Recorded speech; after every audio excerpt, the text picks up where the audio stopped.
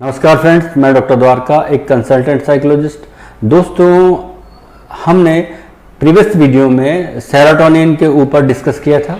आज हम उसका नेक्स्ट पार्ट डिस्कस करने जा रहे हैं और इस नेक्स्ट पार्ट में हम डिस्कस करेंगे कि इसकी जब कमी होती है तो उसके सिम्टम्स क्या होते हैं, उसके कॉजेस क्या होते हैं और उसकी पूर्ति कैसे की जाए या उसका ट्रीटमेंट कैसे किया जा सकता है, इस पर हम डिस्कस करने जा रहे हैं। तो जब सेरोटोनिन कम बनता है तो ये मानिए कि बॉडी में ही कम बनता है, पूरी तरह बॉडी में उसका फ्लो नहीं हो पाता, या उसके जो लक्षण है जब कम बनेगा तो उसके जितने भी सिम्टम्स हैं वो पूरी बॉडी में देखने को मिलेंगे।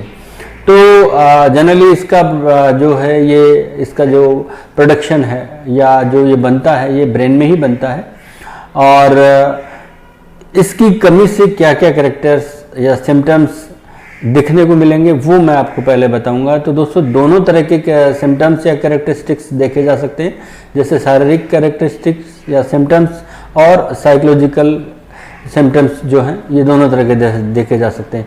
जहाँ तक शारीरिक सिम्टम्स की बात करें तो जब सेरोटोनिन कम बनने लगता है तो व्यक्ति में थकान की फीलिंग होने लगती है, उसको थकान ज़्यादा आती है, उसको पाचन संबंधी क्रियाएं जो है उसकी गड़बड़ा जाती है, उसका वजन बढ़ने लगता है या कार्बोहाइड्रेट को यूज़ करने की ज़्यादा इच्छा करने लगती है।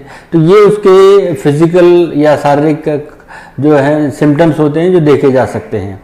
जहाँ तक साइकोलॉजिकल सिम्टम्स की अगर हम बात करें तो साइकोलॉजिकल सिम्टम्स में ये देखने को मिलता है, जो हमने प्रीवियस वीडियो में भी डिस्कस किया था, कि उसमें चिंता देखी जा सकती है, उसमें तनाव देखा जा सकता है, उसमें घबराहट देखी जा सकती है, बेचैनी देखी जा सकती है, गुस्सा देखा जा सकता है, और दोस्तों उसमें ये स्थिति भी आ सकती है कि वो डिप्रेशन में चला जाए या अवसाद में चला जाए। इसके बाद भी अगर कोई ना देखें, पेशेंट को नहीं संभाले तो और भी जो है इसकी डिफ़िकल्टीज बढ़ती जाती है और इसका नेक्स्ट स्टेप भी जो डेंजरस हो सकता है वो भी आ सकता है।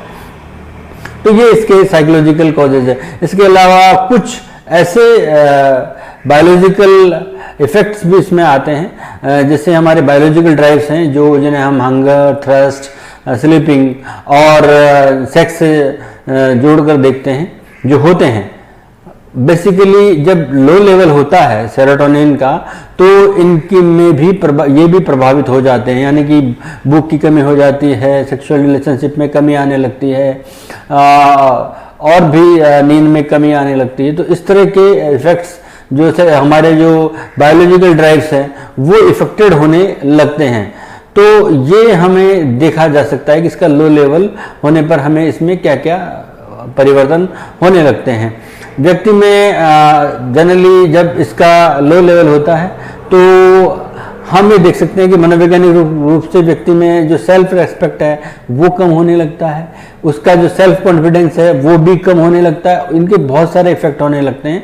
जब सेल्फ कॉन्फिडेंस होता है तो बहुत सारे काम नहीं कर पाता, घबराहट होने लगती है, सेल्फ रेस्पेक्ट कम होने लगता है तो व्यक्ति कुछ भी करने को तैयार होता है, यानी कि वो रेस्पेक्ट वाली भावना तो उसमें रहती ही नहीं है, और एनर्जी का लेवल उसमें कम हो जाता है, तो वो हर काम को बड़े बेमन से करता है, बेचैनी के साथ करता है। तो ये सारे इसमें सिम्टम्स जो हैं वो साइकोलॉजिकल सिम्टम्स के अंतर्गत आते हैं, ये देखे जा सकते हैं। जब ये सब देखें जाए तो ये समझ लीजिएगा कि व्यक्ति में सेरोटोनिन का लेवल चेकअप कराना चाहिए या साइकेट्रिस्ट को दिखाना चाहिए, या वैसे तो इसका कोई बहुत पुख्ता टेस्ट नहीं है, फिर भी इसके कुछ क्लिनिकल टेस्ट होते हैं जो मेडिकली या क्लिनिकल जब वे में जाते हैं हम तो किए जा सकते हैं, जिससे थोड़ा बहुत आइडिया लग सकता है।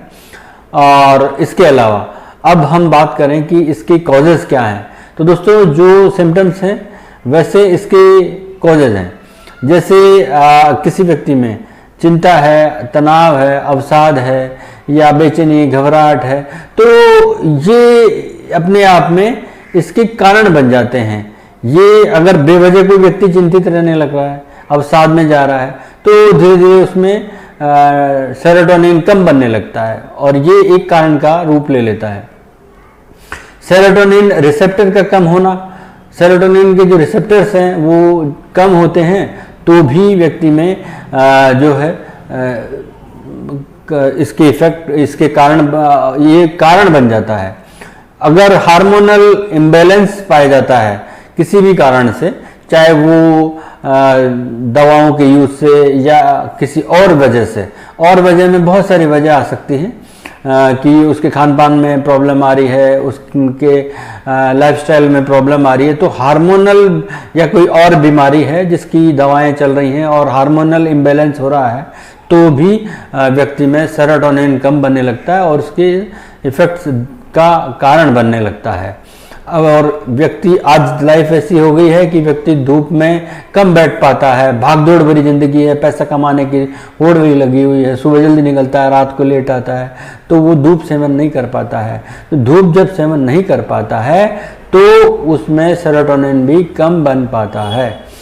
अगर व्यक्ति कैफीन का यूज करता है, जैसे चाय, कॉफी, ये बड़ी आम हो गई है, चाय की इतनी अधिक लोग मात्रा ले लेते हैं कि उसमें कैफीन जो जाता है बॉडी में, उसकी वजह से सेरोटोनिन का लेवल कम हो जाता है। असंतुलित आहार शैली अपना लेता है, कुछ भी खा लेता है, जंक फूड खा लेता है, तो इस वजह से भी उसमें जो है एक कारण बन जाता है।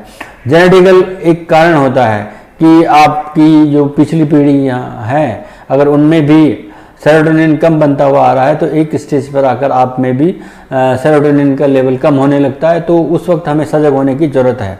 और अगर व्यक्ति अल्कोहल या कोई और ड्रिंक्स का, हार्ड ड्रिंक्स का यूज़ करने लगता है तो भी सेरोटोनिन का लेवल कम हो जाता है और एक कारण बन जाता है अपने आप में सेरोटोनिन के लिए।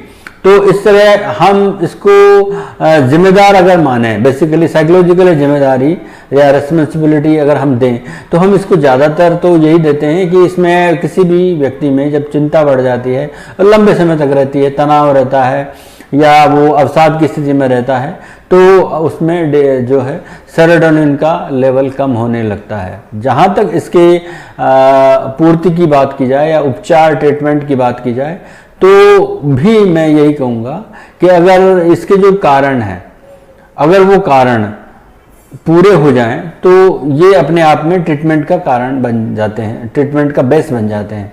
जैसे अगर चिंता ही ना करे व्यक्ति, बेचैनी ना रखें, अपना अवसाद ना रखें, तो इसका उपचार अपने आप स्वतः ही होने लगता है। विटामिन डी की पूर्ति करे, चाहे वो धूप के द्वारा करे, चाहे वो गुनगुनी धूप सेवन करे, तो उसकी पूर्ति होने लगती है। विटामिन B6 की करे, ओमेगा 3 फैटी एसिड की वो पूरी तरह प्रॉपर जो है क्वांटिटी उसकी बॉडी में जाने लग जाए, तो भी उसका सेरोटोनिन का लेवल बढ़ने लगता है।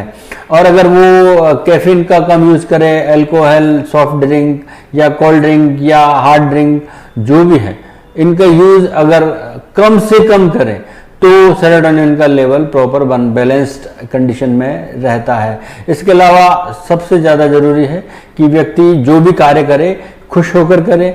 अगर वो खुश रहता है तो उसमें सेरोटोनिन का लेवल बना रहता है। व्यक्ति को जब इसका ट्रीटमेंट की बात करते हैं तो बड़ा सोशल होना पड़ता है। सोशल जब होता है व्यक्ति तो खुश मिजाज रहने लगता है, लोगों से मिलने जुलने लगता है, टेंशन में नहीं रहता, अवसाद में नहीं रहता, तो सेरोटोनिन का लेवल बराबर बना रहता है।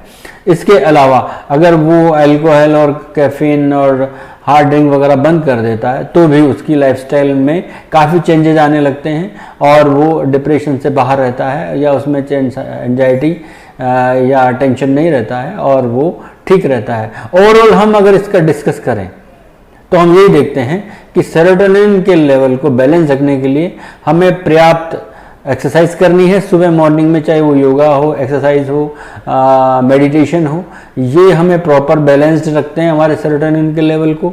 हमें प्रिजर्वेटिव फूड नहीं लेना है, चाहे वो ड्रिंक के रूप में हो, चाहे वो या हार्ड मटेरियल के रूप में हो, क्योंकि प्रिजर्वेटिव फूड तो प्रिजर्वेटिव होता है, केमिकली उसे ठीक रखने के लिए कुछ न कुछ केमिकल मिलाया जाता है जो हमारी बॉडी को इफेक्ट करता है। तो हमें इनसे बच के रहना है, इनको कम से कम खाना है, जंक फूड कम खाना है, हमें जो है डेयरी प्रोडक्ट यूज़ करने हैं, वो भी ताज़े जो हैं वो यूज करने हैं। और अगर हमें कुछ और प्रोडक्ट हैं, फॉर एग्जांपल कि हमें नट्स लेने हैं, अलसी का लेना है, या हमें जो हम आटा जो खाते हैं या जिनकी चपाती बनती है वो हमें मल्टीग्रेन आटा होना चाहिए, या उसमें काफ़ी सारे चीज़ें मिक्स करके व्यक्ति यूज़ कर सकता है, तो भी हमारे जो बॉडी में सेरोटोनिन का लेवल है वो प्रॉपर बना रहेगा। और वेजिटेबल्स, ग्रीन वेजिटेबल्स यूज़ करनी चाहिए, और जिसका टाइम होता है उस टाइम के अकॉर्डिंग वेजिटेबल्स यूज़ करने चाहिए। और अगर हम जूस पीना ही चाहते हैं तो हमें ताज़े जूस घर में बनाकर, और वो भी बहुत ही कम समय के लिए जो रखे गए हैं, यानी कि ये नहीं कि बना के रख दिया है फ्रिज में और बहुत देर बाद उनको यूज़ कर रहे हैं, तो उनका कोई मतलब नहीं रहता है। यानी कि हमें ताज़े फलों का रस जो है यूज़ करना चाहिए, और ज़्यादा से ज़्यादा फाइबर यूज़ करना चाहिए। तो ये सेरोटोनिन का लेवल बैलेंस्ड रहेगा और हम ठीक रहेंगे और हम प्रॉपर वर्क कर पाएंगे। तो इस तरह दोस्तों मेरा आज का वीडियो यहीं तक था। आगे नेक्स्ट टॉपिक पर डिस्कस करेंगे। धन्यवाद, नमस्कार।